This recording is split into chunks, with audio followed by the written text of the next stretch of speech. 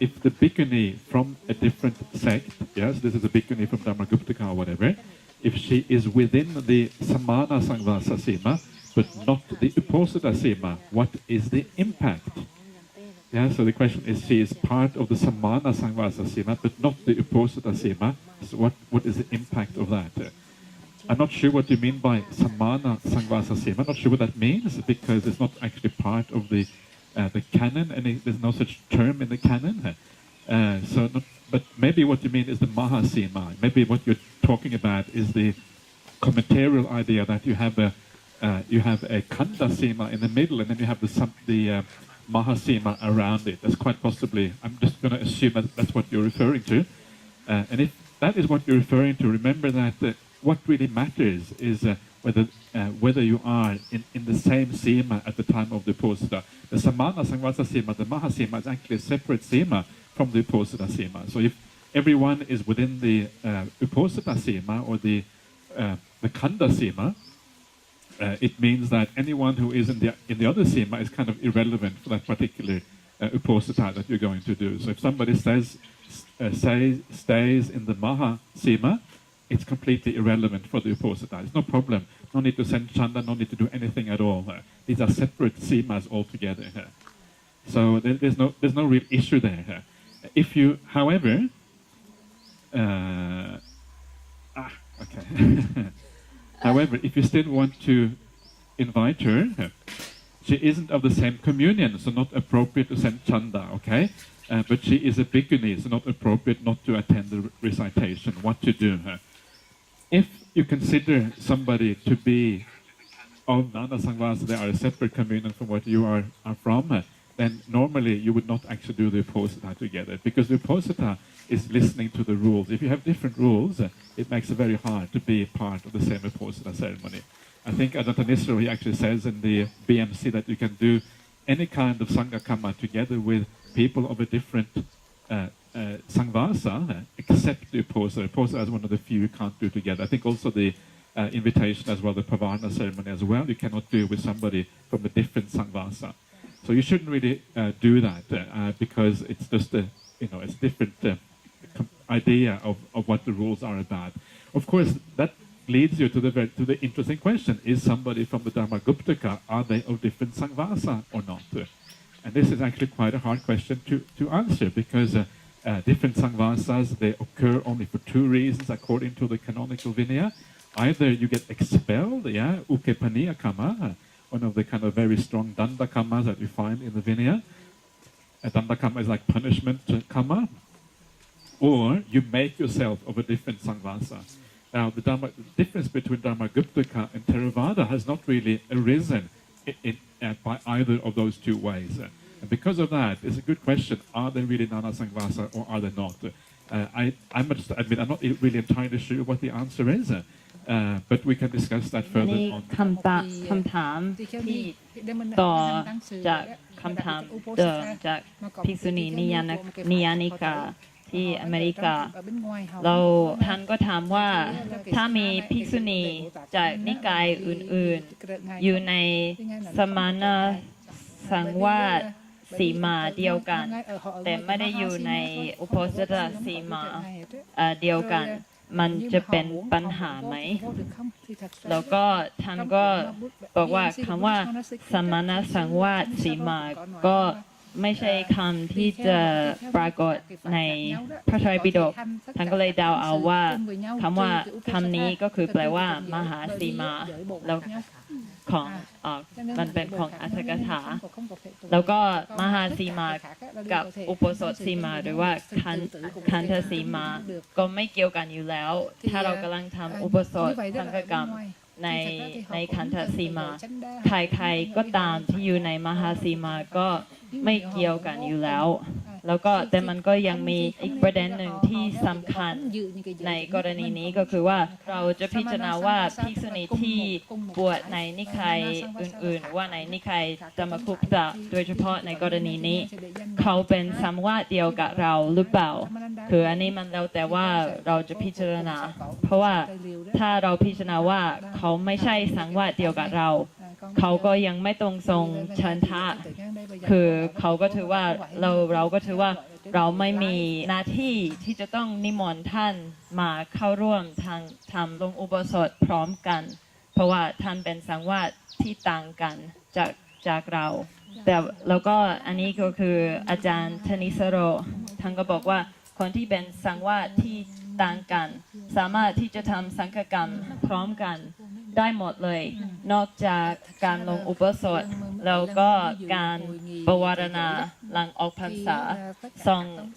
สองอย่างนี้ก็คือต้องทำกับคนที่เป็นสังวาสเดียวกันเพราะว่าก็คือกฎสิกขาบทของเราก็คือไม่เหมือนกันอยู่แล้วเพราะฉะนั้นจะลงปฏิโมกข์ด้วยกันก็คือเรากำลังสวดสิกขาบทที่ไม่เหมือนกันแต่ว่ามีอีกคำถามหนึ่งว่าคนนักบวชที่เป็นนิกายธรรมคุปจะเขาถือว่าเป็นสังวาสที่ต่างกันไหมเพราะว่ามันมีแค่สองเหตุที่จะทำให้มีสังวาสที่ต่างกันก็คือหนึ่งเขาถูกขับออกจากสงฆ์จากหมู่แล้วเขาก็ไปเป็นอีกสังวาสหนึ่งหรือว่ากรณีที่สองตัวเขาเองประกาศว่าฉันเป็นอีกสังวาสหนึ่งแล้วฉันไม่ได้รวมสังวาสกับพวกคุณแล้วแต่ในกรณีของนิกายธรรมคุปจักก็ไม่ได้มีสองเหตุนี้เกิดขึ้นเพราะฉะนั้นจะบอกว่าเป็นนานาสังวาสก็ยังไม่ใช่เรื่องที่จะบอกได้อย่างชัดเจนค่ะแต่ว่าเรื่องนี้จะคุยกันต่อวันจันทร์ตอนที่ภิกษุณีธรรมนันทามา Yes, please. Yeah. And she has one question that in her temple, once in the Uposatha day, one Mahayana joins the Uposatha, the Patimokkha chanting. Okay. So she asked that is it possible that for the Mahayana and Theravada join together like that? It's not a big problem. I think I was just looking at Ajahn Tanisro's notes, and he says that there is according to him, there is a dukkata offense if that happens. So it's only a tiny little problem. It's not a big issue here. So I would, it's not nothing to worry about. Yeah. Is that a dukkata offense for the Mahayana monk or for the Theravada monk? Yeah. Okay. Yeah. Or not. Yeah. Theravada monk or not. Yeah. อันนี้ก็คำถามก็คือว่าภิกษุณีองค์หนึ่งนั่งอยู่ตรงนั้นก็บอกว่าที่วัดของท่านมีวันหนึ่งที่มีภิกษุณีมหายานมานั่งทรงปฏิโมกข์ด้วยกันแล้วอันนี้ผิดไหมแล้วก็หลวงพ่อตอบว่าเมื่อกี้กำลังดูสิ่งที่อาจารย์ธนิสโรเขียนเราท่านบอกว่าอันนี้ก็จะเป็นอาบัติทุกคนสำหรับภิกษุเถรวาทที่ทำปฏิโมกข์กันแล้วก็นิมนต์ภิกษุมหายานทรงปฏิโมกข์พร้อมกันแต่ว่าอันนี้มันคืออาบัติเล็กน้อยมันเป็นเรื่องเล็กน้อยมันไม่ใช่เรื่องใหญ่ If this Mahayana bhikkhuni is not in the Hatha Pasa, Yeah. it's okay? No tukata pati Yeah, I think I think usually yes, it's probably okay. I would say it's very hard. I haven't actually read the details of this one myself. I'm not entirely sure how it actually works out. But usually, if you are different saṁvasa, even if you are in the same sima, you can actually do separate sangha karmas. You can be within the same sima. So probably outside hatha pasa probably should be fine there. I assume, but I'm not 100% sure because I haven't actually read the details. อันนี้ก็คือถามว่าถ้าสมมติว่าภิกษุณีมหายานองค์นั้นอยู่นอกหัตถปาฏของภิกษุณีเถรวาทยังถือว่าเป็นอาบัติทุกกฎไหมก็ไม่น่าจะเป็นอาบัติเพราะว่าอยู่นอกหัตถปาฏแต่ว่ามีข้อกำหนดอีกว่าบอกว่าถ้าคนที่เป็นนานาสังวาสก็คือเป็นนักบวชที่มาจากนิกายต่างกันก็ยังสามารถที่จะใช้สีมาอันเดียวกันได้เพื่อที่จะทำสังฆกรรมของฝ่ายของตัวเองเพราะฉะนั้นอันนี้ก็จะเป็นกรณีแบบนี้ก็คือว่าในสีมาของเรามีภิกษุหรือภิกษุณีที่เป็นนานาสังวาสแต่ก็ไม่ได้ร่วมสังฆกรรมของเราไม่ได้ถือว่าเป็นส่วนร่วม Yeah, I think that's correct actually. So if you are outside hatha pasa, there should be no problem. Yeah. ก็คืออยู่นอกหัตถปาฏก็ไม่มีปัญหาBande, she wants to ask that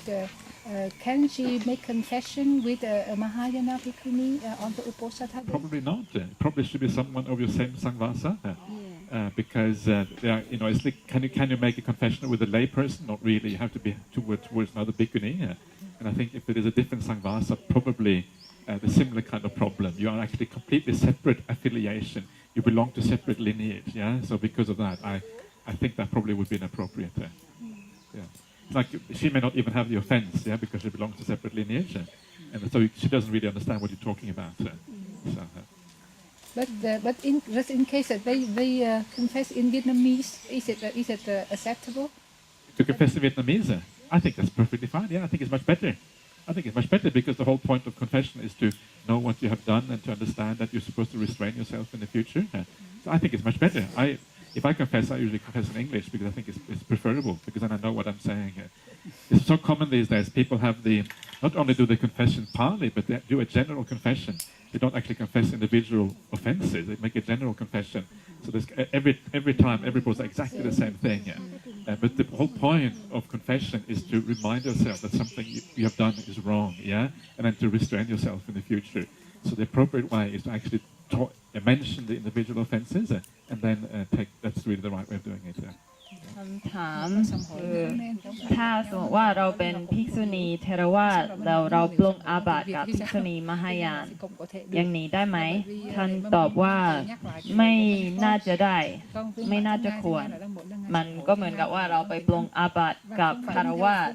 คือเป็นคนที่มีศีลมีสิกขาบทที่ไม่เหมือนกับของเราคือบางครั้งเราอาจจะปลงอาบัติกับเขาซึ่งมันไม่มีในวินัยของเขาเราปลงกับเขาได้ยังไงแล้วก็คำถามต่อไปก็คือปลงอาบัติเป็นภาษาเวียดนามได้ไหมก็ทำว่าดีมากถ้าปลงเป็นภาษาเวียดนามก็คือเราเข้าใจว่าเรากำลังพูดอะไรอีกฝั่งก็ถ้าเขาพูดภาษาเวียดนามก็เข้าใจเช่นเดียวกันอย่างนี้ก็ดีกว่าแล้วทำว่าปกติตัวท่านเองก็ปลงอาบัติเป็นภาษาอังกฤษเพราะมันง่ายต่อการเข้าใจแต่ว่าอีกอย่างหนึ่งก็คือบางคนในสมัยนี้เขาปลงอาบัติด้วยการแบบท่องบทปลงอาบัติแล้วก็ไม่ได้พูดว่าตัวเองทำผิดอะไรบ้างอันนี้ก็ไม่ควรเช่นเดียวกันเพราะว่าประเด็นแห่งการปลงอาบัติก็คือว่าเราบอกกับภิกษุณีรูปหนึ่งว่าเราทำผิดอะไรบ้างด้วยเจตนาว่าเราก็จะเปลี่ยนแล้วเราจะไม่ทำความผิดนั้น So Bante, she has one more question. In case she is the only bhikkhuni, no other bhikkhunis around, so then we make a confession to a bhikkhu. You don't have to. You can wait till you meet the bhikkhuni. Yeah, so you kind of make a list. So the list becomes longer and longer and longer. And when it's long enough, then you go and find the bhikkhuni, and then you kind of do the confession. I was just thinking about the confessing to Mahayana bhikkhuni. I would say I tend to be kind of. I like to kind of people to unify and to kind of think ourselves as practicing together. And sometimes you may find a very good Mahayana bhikkhuni who practices the precepts of the Patimokkha and these kind of things. I don't know what it's like in Vietnam, but I understand in Korea, for example, there are bhikshunis, Mahayana bhikshunis, who practice all the rules in the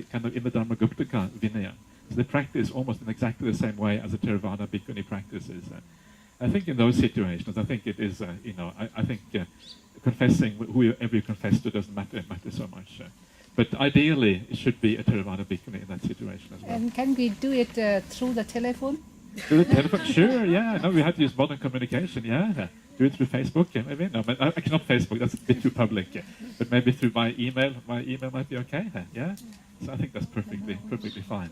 We do, at our monastery in Perth, we do Ovada over the telephone, yeah? Ovada, so it makes it very handy. Yeah.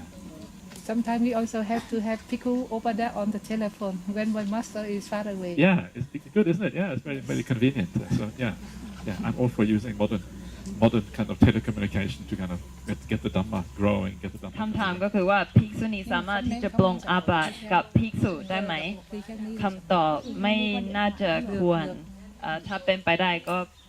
ไปหาภิกษุณีที่จะปลงอาบัติได้ด้วยกันแต่ว่าต่อไปท่านก็พูดว่า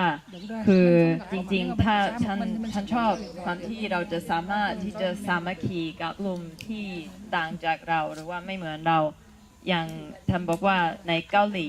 ก็มีภิกษุณีบางรูปที่ปฏิบัติดีมากคือปฏิบัติตามทุกข้อของศีลวินัยของท่านแล้วท่านรู้สึกว่าในกรณีแบบนี้เราปลง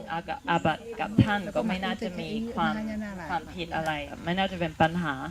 แล้วก็อีกอย่างก็คือถ้าสมมติว่าเราปลงอาบัติทางโทรศัพท์ ได้ไหมก็ได้ก็คือได้เหมือนกันคือ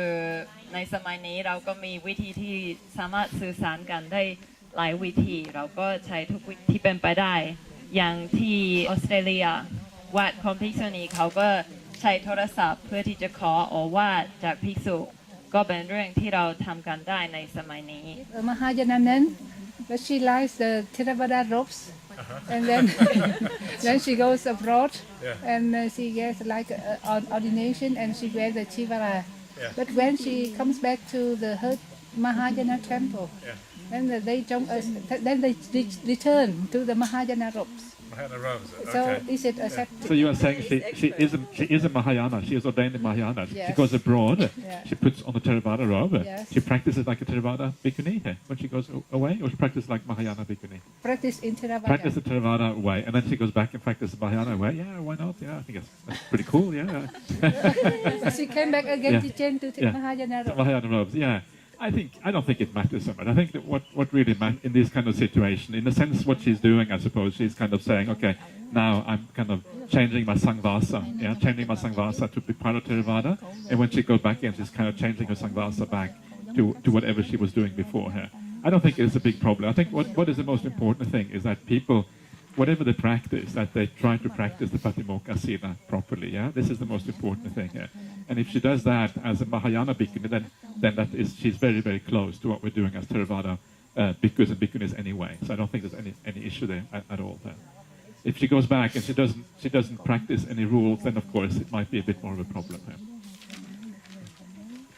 You mean if she goes back to the Mahayana country and then stops practicing the rules? Yeah. But if she practices the rules all the time in the right way, then I think that the difference between Dharmaguptaka and Theravada actually is very, very small, very minor. อันนี้คำถามก็คือว่าสมมติว่ามีภิกษุณีที่บวชในมหายานแล้วก็เวลาที่ท่านออกไปเมืองนอกท่านก็ใส่ชุดเทรวาสแล้วก็ปฏิบัติตามศีลเหมือนภิกษุณีเทรวาสทั่วไปแต่พอท่านกลับมาประเทศของตัวเองแล้วก็ท่านก็เปลี่ยนชุดกลับมาเป็นชุดของมหายานแบบนี้ควรไหมท่านบอกว่าทำไมจะไม่ได้ไม่น่าจะมีปัญหาเพราะว่าช่วงที่เขาปฏิบัติแล้วก็ใส่ชุดของเทรวาสเขาก็คือทำตามปาติโมกข์ของเทรวาสแล้วก็มันกรณีแบบนี้ก็เหมือนกับว่าเขาตั้งใจที่จะเปลี่ยนสังวาสของตัวเองคือปกติเขาเป็นสังวาสของธรรมคุปตะแต่พอไปอยู่กับภิกษุณีที่เป็นเทรวาสทั้งก็เปลี่ยนสังวาสของตัวเองเป็นสังวาสของเทรวาสแล้วก็กลับมาก็เปลี่ยนสังวาสใหม่ก็ไม่มีปัญหาอะไรแต่ข้อสำคัญก็คือว่าท่านตั้งใจปฏิบัติจริงก็คือไม่ใช่ว่าเปลี่ยนชุดแล้วก็ไม่ทำตามมาตรฐานสำหรับภิกษุณีเทรวาสค่ะ If the ordination is done in Theravada and then she changed her saṁvasa to Mahayana and then she comes back to Theravada and then she still keeps her Mahayana robe. But she practices Who might this Theravada. be? I wonder who might this might be. Okay, so I think first of all, you don't change your saṁvasa to Mahayana because Mahayana is not saṁvasa. Yeah? It's not Dharmaguptaka or it's Theravada. That's the first thing there. Mahayana is just a way of practicing. So you can actually be, I think you can be Theravada bhikkhuni all the way through. And you just kind of follow Mahayana ideas and you still Theravada bhikkhuni, as long as you keep your precepts. If you chuck your precepts out of the window, all of them, especially the important ones, yeah? If you chuck some of the important ones out of the window, then when you come back again, you may have to confess certain offenses, and that's really all there's to it, and then you can change your saṁvasa again. So I think in that case,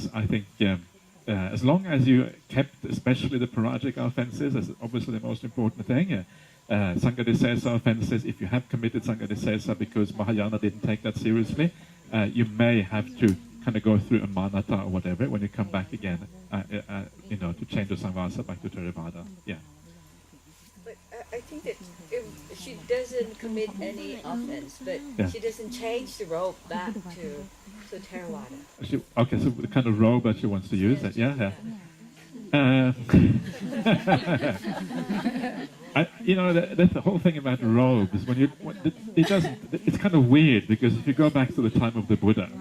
the monastics would use robes that were almost exactly the same as lay people. The lay people would have uttarasanga. The lay people had antravasika.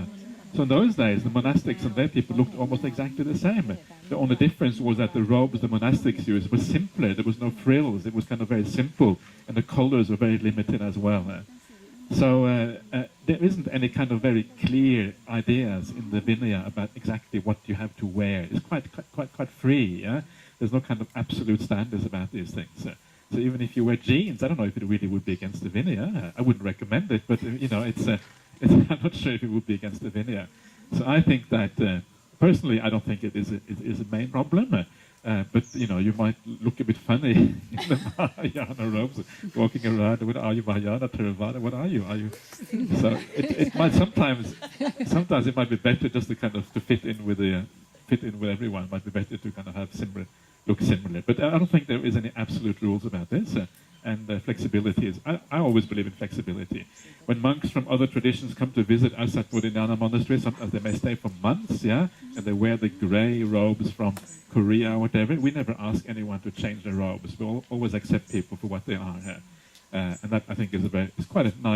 nice way of doing things. คำถามนี้ก็ตรงกันข้ามกับคำถามที่แล้วก็คือสมมติว่ามีภิกษุณีเถรวาทที่ไปอยู่วัดมหายานแล้วก็เปลี่ยนชุดเป็นมหายานแล้วก็กลับมาอยู่กับภิกษุณีเถรวาทเราไม่เปลี่ยนชุดกลับมากรณีแบบนี้เป็นยังไงบ้างอันนี้ท่านก็เริ่มต้นด้วยพูดว่าจริงๆคำว่ามหายานกับเถรวาทไม่เกี่ยวอะไรกับเรื่องของสังวาสเวลาเราพูดถึงสังวาสคือเรากำลังพูดถึงนิกายที่ต่างกัน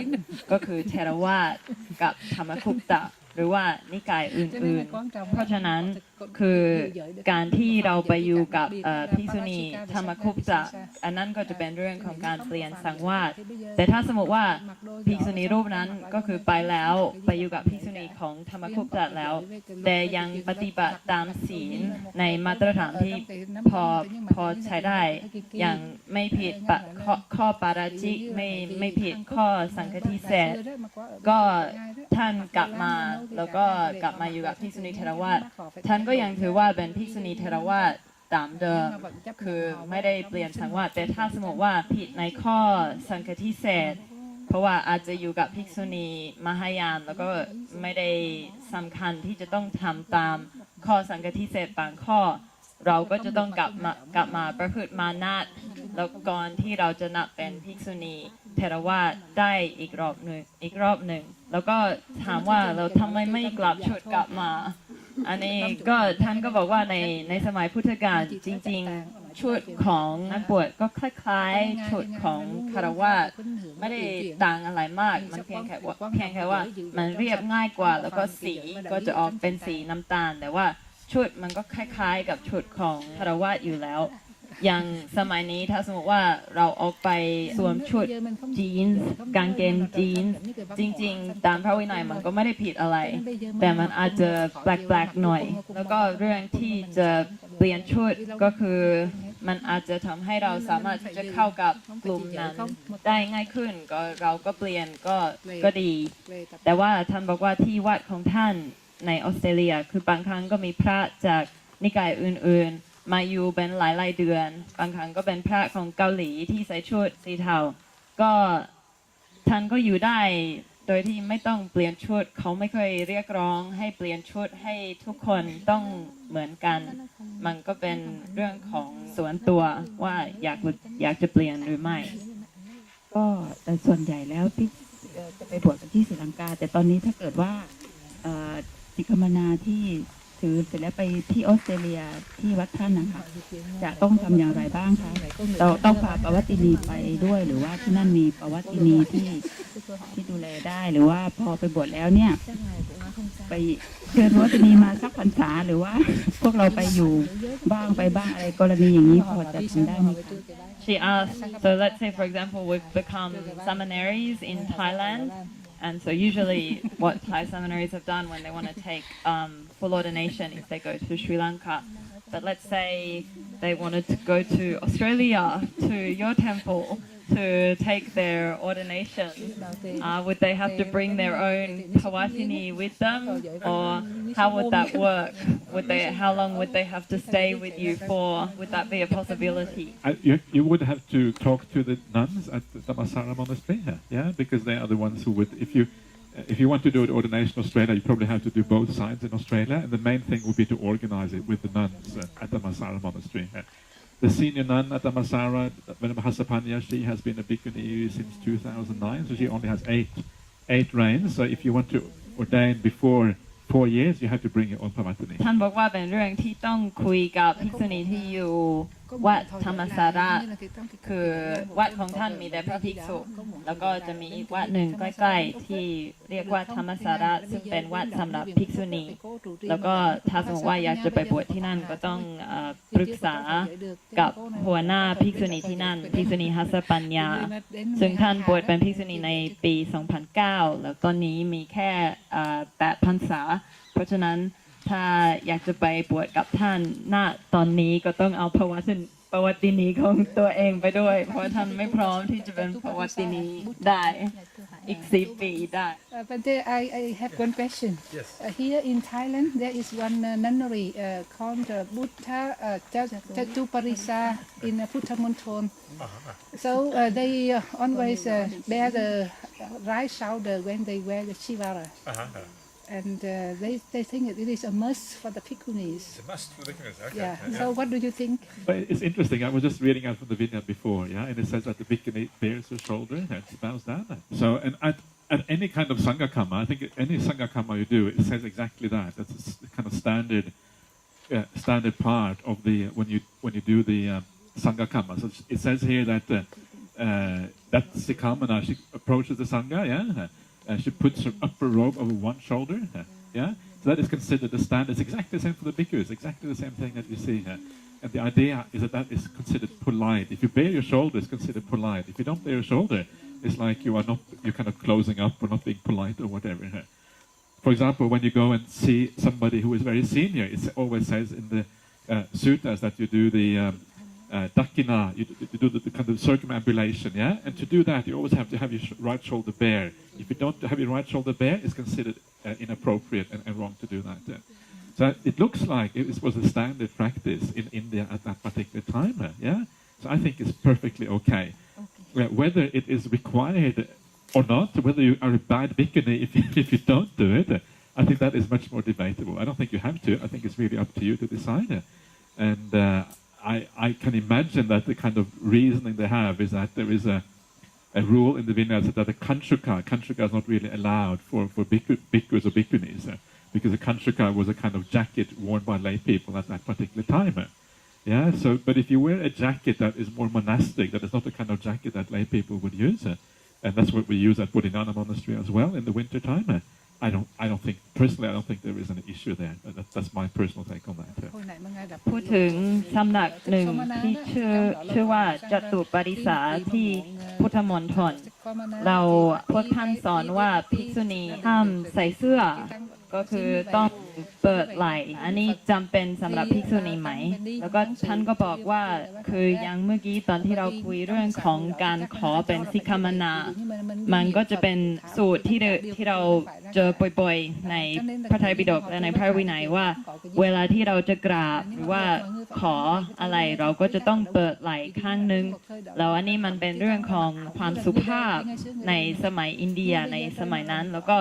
เวลามันก็เป็นพิธีกรรมที่จะทำอีกแบบหนึ่งเวลาเจอพระพุทธเจ้าก็คือจะทำประทักษิณ3 รอบแล้วเวลาทำประทักษิณก็คือควรที่จะเปิดไหล่ข้างนึงเพราะฉะนั้นการที่เราจะไม่ใส่เสื้อก็คือไม่มีอะไรผิดเลยเป็นไปตามวัฒนธรรมของพุทธที่สืบทอดมาในพระไตรปิฎกแต่ว่าทุกคนต้องทำอย่างนี้ไหมก็ไม่ต้องเหมือนกันก็เป็นเรื่องของส่วนบุคคลที่จะตัดสินใจว่าตัวเองรู้สึกสะดวกสบายแบบไหน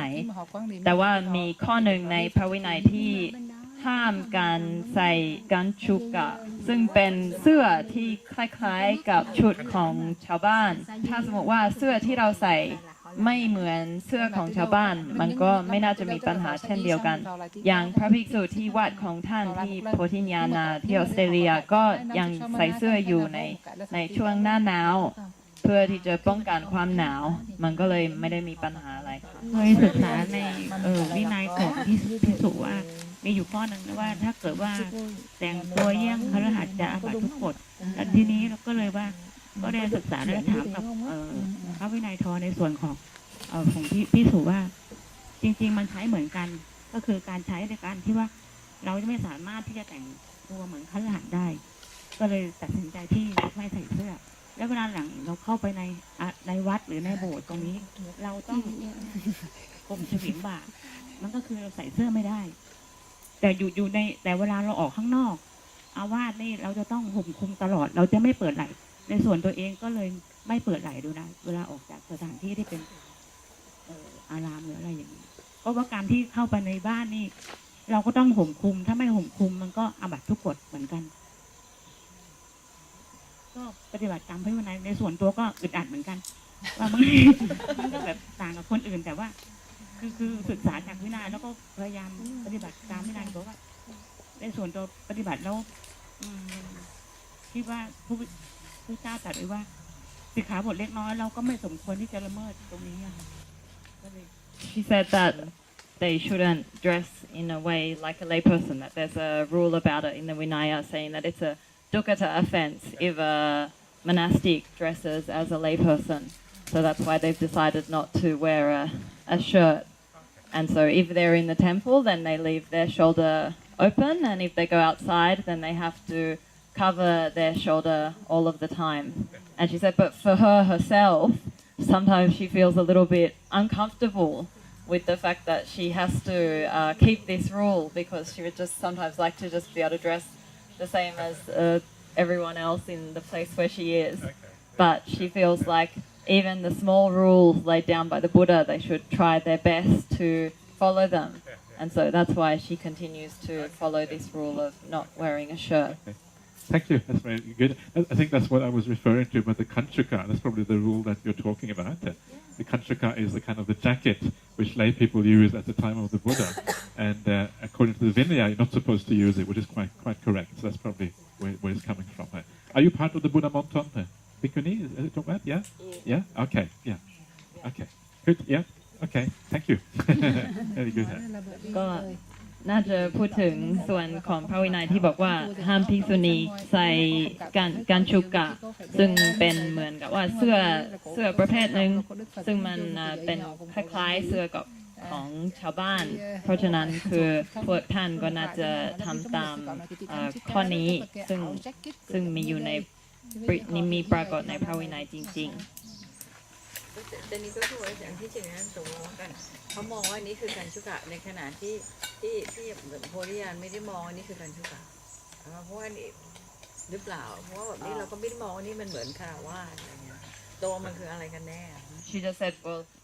for her herself she doesn't feel like her shirt is a Kañcuka. It's not anything like a lay people's shirt, and probably the same at your monastery in Bodhinyana. That is the argument that we use, is that the jacket is different from what lay people use. So it's not like a lay person jacket. That's how I look at it. แต่สำหรับพวกเราที่ใส่เสื้อกันก็คือว่าเสื้อของเราก็ไม่ได้เป็นเหมือนเสื้อที่คารวะใส่มันก็เลยไม่เหมือนKañcukaเพราะฉะนั้นเราก็น่าจะห่มได้ไม่อาบัติแล้วแต่การมองใช่ไหมแล้วแต่มุมมอง someone who's going to be Bhawatini do they have to be appointed as Bhawatini by somebody in particular or can they just be decided to be a Bhawatini by their own Sangha and then that's enough their own Sangha is enough เดี๋ยวคำถามเป็นภาษาไทยก็คือว่าการแต่งตั้งปวัตินีในเมื่อคุณสมบัติครบแล้วจำเป็นต้องแต่งตั้งโดยบุคคลใดหรือองค์กรใดองค์กรหนึ่งหรือไม่หรือสามารถกำหนดแต่งตั้งจากสังฆะนั้นๆได้ขอบคุณค่ะแล้วท่านตอบว่าก็สังฆะนั้นๆก็พอแล้วพอที่จะแบบเขาสามารถที่จะแต่งตั้งคนนั้นเป็นปวัตินีได้ค่ะ Yeah, I know it is common in Thailand if you want to be an Upajjhāya then you should be appointed by the Sangha hierarchy to be an Upajjhāya. It's kind of the common way. But according to Vinaya, that's not really required. That's only in the way it's done in Thailand. But according to Vinaya, if you have enough rains, then you can be Upajjhāya. If you have enough rains and the Sangha appoints you, you can be Pavatani. ท่านก็ทราบว่าในประเทศไทยโดยปกติการแต่งตั้งอุปชฌาย์ก็จะเป็นสิ่งที่ต้องทำโดยมหาเถรสมาคมแต่ว่าตามพระวินัยแล้วมันไม่จำเป็นก็คือถ้าคุณพรรษาถึงพรรษาพอแล้วคุณก็แต่งตั้งในสังฆะของตัวเองก็ถือว่าโอเคใช้ได้แล้ว Okay, so I would suggest that we just have a quick. There's a couple of questions on Parajika rules, so I would suggest that we have maybe look at those. We have got a few minutes left, so if that's okay, I will forward ahead with the Parajika rules. So this first question is as follows: if a bhikkhuni borrows money from a person, if you borrow money from a person, and I have said, well. Ideally, a bhikkhuni should not borrow money from anyone. It's not a good idea. You shouldn't use money in the first place, let alone borrow money. It's not such a good idea. But sometimes a monastery, if necessary, a monastery can sometimes borrow money, because a monastery is like an impersonal thing. So as a monastery, you can. Sometimes there are monasteries who borrow money if they want to build something and that sort of thing. That is possible. Maybe not recommended, but much better to kind of have enough funds through donations beforehand, ideally, or maybe collect donations as you do the building work. And normally, it's not such a good idea to borrow money in this kind of situation. If she does borrow money, though, will she transgress Parajika when she decides she will not return the money? So, do you become Parajika when you decide after you have borrowed money that you decide not to return it? Yeah. So the answer to that question is that if you borrow the money, if you tell the person that you want to borrow money from them, then they actually give you the money. Yeah. Because they give you the money, you are not actually stealing. Stealing means you take it without them actually wanting it. But because they are giving it freely, you can never actually be Parajika in that kind of situation. คำถามถ้าสมมติว่าภิกษุณียืมเงินจากใครคนใดคนหนึ่งแล้วก็ตัดสินใจว่าจะไม่คืนเงินอันนี้ถือว่าเป็นอาบัติปาราชิกไหมเราคำตอบโดยง่ายๆก็คือว่าในเมื่ออยู่ภิกษุณีขอเขาแล้วเขาก็ให้เงินโดยยินดีส่วนตัวโดยยินยอมก็ไม่สามารถที่จะเป็นอาบัติปาราชิกได้เพราะว่าในขณะที่เขาได้เงินคฤหัสถ์คนนั้นก็ยินยอมแต่ว่าท่านก็บอกว่าจริงๆภิกษุณีไม่ควรที่จะยืมเงินแล้วก็ไม่ควรที่จะใช้เงินเพราะว่ามีข้อสิกขาบทของภิกษุณีข้อหนึ่งก็คือไม่ให้ใช้เงินแต่ว่าถ้าสมมติว่าในกรณีของวัดบางครั้งวัดก็อาจจะสามารถที่จะยืมเงินจากใครก็ได้เพราะว่าต้องทำงานใหญ่แล้วก็เงินไม่พอแต่ถ้าเป็นไปได้ก็ไม่ควรที่จะยืมเงินควรที่จะหาเงินก่อนหรือว่ารอจนถึงเงินบริจาคพอแล้วก็ค่อยทำงานที่เราประสงค์ที่จะทำ But when the person that bhikkhuni borrow she promised to pay back, right? Yeah. She has to promise to pay back. Otherwise, the person wouldn't lend her the money. Yeah, exactly. She broke the promise. She broke the promise. Yeah. She transgressed anything. Well, she would probably maybe a pachitya for musavada pachitya. Yeah. She would definitely she's certainly being very dodgy. Not very good. Not a good thing to do. Being deceptive. Yeah, she's being deceptive. And so there's certainly a lie involved, I would say, in that case. But it's not a parajika, because it's not actually a theft, stealing as such. Stealing is only if you take something which is not freely given. Even if she has the intention to steal, at the very beginning, I will get this money, I will never pay it back. Even if that is her intention, actually it's not really a parajika offense. คำถามคือเราในขณะที่ภิกษุณีเขาขอเงินมาจากคฤหัสถ์คนนั้นเขาก็คือขอยืมเขาก็ให้สัญญาว่าเขาก็จะ ให้เงินคืนคารวะคนนั้นจึงให้เงินเขาแต่ว่าถ้าเขาไม่ให้คืนมันเป็นความผิดอะไรไหมมันจะเป็นผิดข้อไหนก็ท่านบอกว่าก็มันน่าจะเป็นผิดมันเป็นอาบัติปาจิตตีที่เราโกหกเป็นปาจิตตีที่เกี่ยวกับมุสาวาทแล้วก็คือแสดงว่าภิกษุณีองค์นี้ก็ไม่ค่อยดีแล้วก็อาจจะเป็นการกระทำที่หลอกลวงผู้อื่นแต่ว่าไม่สามารถที่จะเป็นอาบัติปาราชิกได้ถึงแม้ว่าในขณะที่เขายืมเงินเขาคิดอยู่แล้วว่า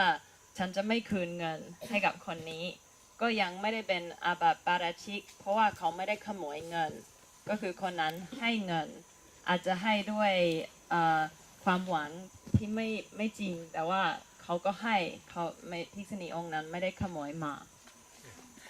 I should add that this is the way I read the Vinaya. I know the commentaries are quite different. In the commentary, there is this idea of something called bandhadeya, which you may have heard of. It's a common interpretation in the commentaries that if you owe something to somebody, having borrowed or whatever it is, and if you don't give it back, eventually you actually commit a parajika. At the point, I think, where the person, I think this is actually a continuation of the question here, at the point where the person gives up and kind of gives up reclaiming their things, at that point, this idea of bandhadeya means that you actually commit a parajika according to the commentaries. But I think that is a typical case for me where the commentaries go beyond the evidence in the actual Vinaya itself. The Vinaya you have to steal. It's not enough just not to pay back something which is owed. So I would say, and I think a lot of people who are experts on the Vinaya would agree on that is commentarial has gone too far compared to what the Vinaya states. อันนี้ก็คือในอัตถกถาก็จะมีคำว่าพันธะซึ่งภาษาไทยแปลว่าทอดทุระเราในอัตถกถาก็บอกว่าถ้าสมมติว่าคนที่ให้ภิกษุณีองค์นั้นยืมเงินในที่สุดเขาก็เสียสละเงินนั้นก็บอกว่าฉันไม่เอาแล้วเขาถอดธุระแล้วก็ในขณะนั้นภิกษุณีเขาก็จะอาบัติปาราชิกแต่ว่าฉันก็คิดว่าอันนี้ก็คืออัตถกถาเขาพูดเกินไปแล้วคือเขาเติมรายละเอียดที่ไม่มีอยู่ในพระวินัยเพราะฉะนั้นมันก็มีหลายคนที่คิดเหมือนท่านก็คือว่าอันนี้มันเป็นความคิดเห็นของอัตถกถาซึ่งไม่ได้มาจากพระวินัยปิฎกแต่เป็นคิดขึ้นมาเองขึ้นมาที่หลัง Okay, so just continuing on the same question, this is how it continues. If the owner of the money asks for the money back several times until he thinks, forget about it, I don't want it anymore, due to being tired of asking, will she, the bhikkhuni, transgress parajika? And that's what I just answered, no, not in my opinion, because this is the bandhadeya idea. Please clarify many cases that the owner letting go of the belongings. Okay, so the idea of letting go of the belongings is if the owner for example, the owner places some goods into the possession of a bhikkhuni or a bhikkhu. For example, the owner wants to store some of their goods, with the monastic because they're going somewhere, and the monastic, okay, I will look after them for you while you're away. And then you don't give it back. That is a case of stealing here. Because in that case, you're actually taking what actually belongs to the other person. They never give it to you. They keep ownership of it all the time, and then you take it into your ownership. That is where you have this idea of the person giving up their belongings. At the point where they give up their belongings, that is the point where you become parajika in that kind of situation. เราคำถามต่อว่าเราถ้าคนนั้นขอเงินของที่เขาให้ยืมขอแล้วขออีกเราอันนี้จะเป็นปาราชิกไหมก็ในกรณีที่พูดถึงเมื่อกี้ก็ยังไม่ใช่ปาราชิกแต่ว่าถ้าสมมติว่ามีคารวะที่เขาเอาของมาฝากนักบวชแล้วก็บอกว่าช่วยดูแลของฉันก็จะไปเที่ยวแล้วก็ถ้าสมมติว่านักบวชรูปนั้นก็เก็บของอันนั้นไว้แล้วก็ไม่คืนให้กับเจ้าของแล้วก็ในกรณีที่เจ้าของคารวะคนนั้นเขาทอดทุระก็คือเขาเสียสละซึ่งของนั้นแล้วเขาไม่หวังที่จะได้กลับมา ในขณะนั้นนักบวชรูปนั้นก็จะอาบัติปาราชิกซึ่งคำว่าพ่อธุระที่เราพูดถึงเมื่อกี้ก็น่าจะมาจากกรณีแบบนี้แต่ไม่ได้เกี่ยวข้องกับกรณีที่มีนักบวชยืมเงินจากคารวะ The value of the goods that up to the parachika is in nowadays. So how much is that? Oh, that is a controversial one. Yeah, this is a very interesting one. And this is something that, so the value, the way the rule is explained in the actual Vinaya, the actual rule itself, it says that if you go to prison, or if you get flogged, or if you get banished from the country, that kind of theft, that is when you actually commit a parajika offense. And if you look into the sub-commentaries all the way, you find somewhere in some, I think the Mulasika or something like that, where it says in some kind of context, which is a little bit, hasn't really got to do with this parajika anyway, but some context kind of relates to it. It says that there's a certain number of grains of gold is equivalent to that. So the question, some people then use this standard about the number of grains of gold, whereas other people use other standards. And I think that, to be honest with you, I think the standard that you find in the sub-commentary, I think it is in the Mulasika, I'm not sure, about the grains of gold, I think it is not a very good standard to use because it was laid down maybe over 1,000 years, maybe 1,500 years after the time of the Buddha, when it was very unclear what the Buddha actually meant with these things. So personally, I think a good way of looking at this in a contemporary world is to ask ourselves how much, at what point do you have to go to prison? How much do you have to steal to go to prison? Yeah. And I checked this out once. We have a few lawyers who come to our monastery in Perth. I asked them how much do you have to steal to go to prison? And apparently the standard in Australia is about $1,000 before you have $1,000 before you have to go to prison. So I would say that is a very high standard, yeah. But I would say that is from the rule itself. I think that is a reasonable standard to take from the rule itself, following the idea that you have to go to prison before you prajika. อันนี้ก็คือถามว่าสำหรับที่จะอาบัติปาราชิกสิ่งของที่เราขโมยต้องมีมูลค่าประมาณเท่าไหร่จะเป็นอาบัติปาราชิกแล้วก็ในสิกขาบทนี้ก็บอกว่าก็สิ่งที่ขโมยก็คือจะทำให้เราต้องโดนตีหรือว่าขึ้นศาลหรือว่าติดคุกหรือว่าโดนเนรเทศออกจากประเทศจึงจะเป็นอาบัติปาราชิกแล้วก็ในฎีกาก็จะมีอันหนึ่งที่บอกว่ามันจะต้องเป็นจำนวนปริมาณของทองเมล็ดของเมล็ดข้าวที่ทำด้วยทองประมาณเท่าไหร่มันจึงจะเป็นอาบัติปาราชิกแต่ว่าตัวหลวงพ่อพรหมาลีก็คิดว่าอันนี้เป็นมาตรฐานที่ใช้ไม่ค่อยได้เพราะว่าเขียนประมาณ1,500 ปีหลังจากที่พระพุทธเจ้าปรินิพพานแล้วก็เป็นอัตราการวัดที่ไม่ค่อยเหมือนในสมัยพุทธกาลและตัวท่านคิดว่าสำหรับสมัยนี้เราอาจจะวัดตรงที่ว่าเราขโมยสิ่งนั้นเราจะทำให้เราติดคุกคือถ้ามูลค่ามันพอที่จะทำให้เราต้องติดคุกอันนั้นน่าจะเป็นกรณีปาราชิกแต่ถ้ามูลค่ายังไม่ถึงขนาดที่จะทำให้เราติดคุกก็ยังไม่ถึงขั้นอาบัติปาราชิกแล้วท่านก็เคยถามคนที่เป็นทนายความที่ไปวัดของท่านในออสเตรเลียแล้วก็ทนายความก็บอกว่าประมาณ1,000 เหรียญของออสเตรเลียซึ่งจะเป็นประมาณ 30,000 ของประเทศไทยค่ะ So this is very different from what this is probably very controversial what I'm saying, because many people don't practice in this way. But the standard, the common way of looking at what is parajika, this is actually found in the, I just found it now, found in the Vinaya Vinicaya Tika. It's one of the tikas for the Vinaya.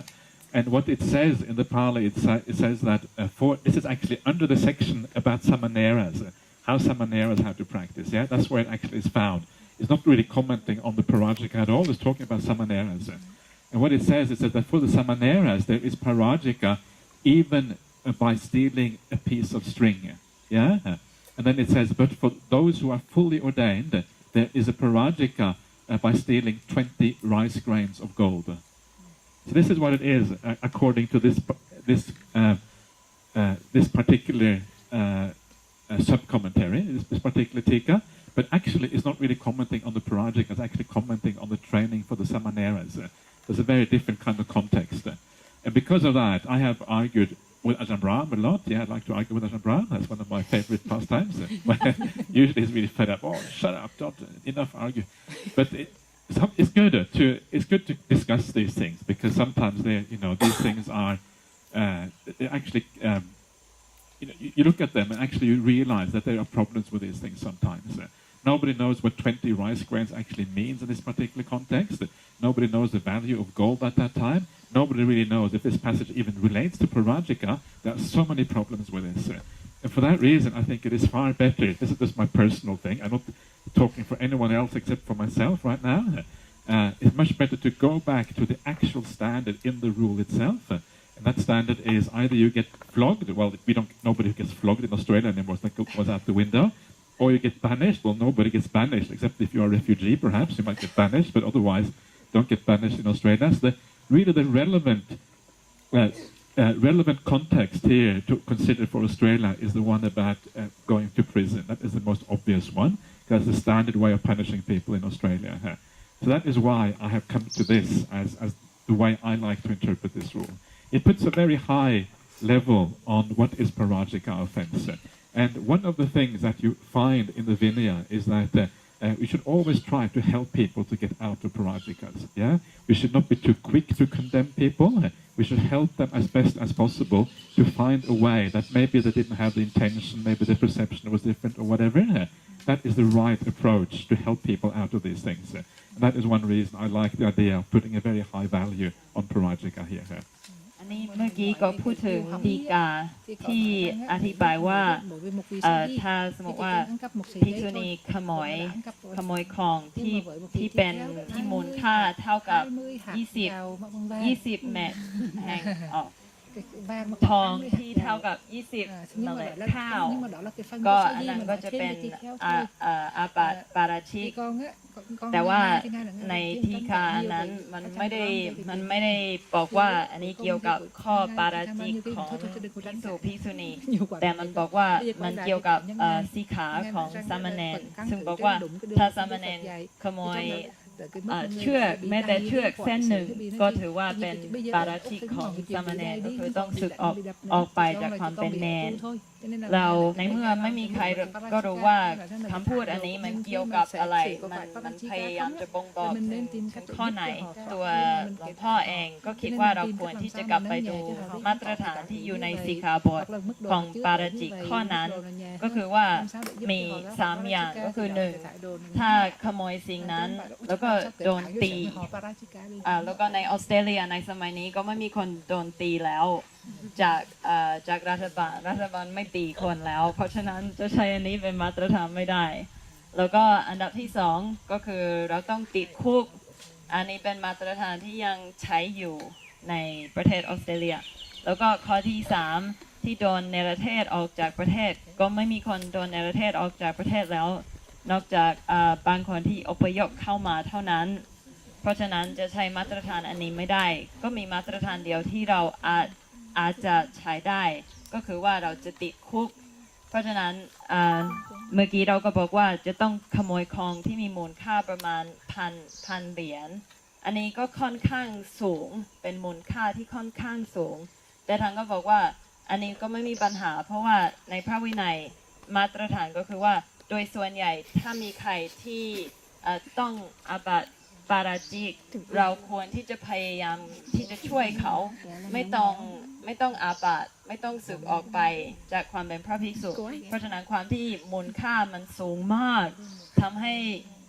ยากมากที่จะมีใครอาบัติปาราชิกซึ่งท่านก็รู้สึกว่าอันนี้ก็สอดคล้องกับทัศนคติที่มีอยู่ในพระวินัยอยู่แล้ว Yeah, so this is really a nice example of what I mean by kind of going back to the Vinaya rule. Yeah,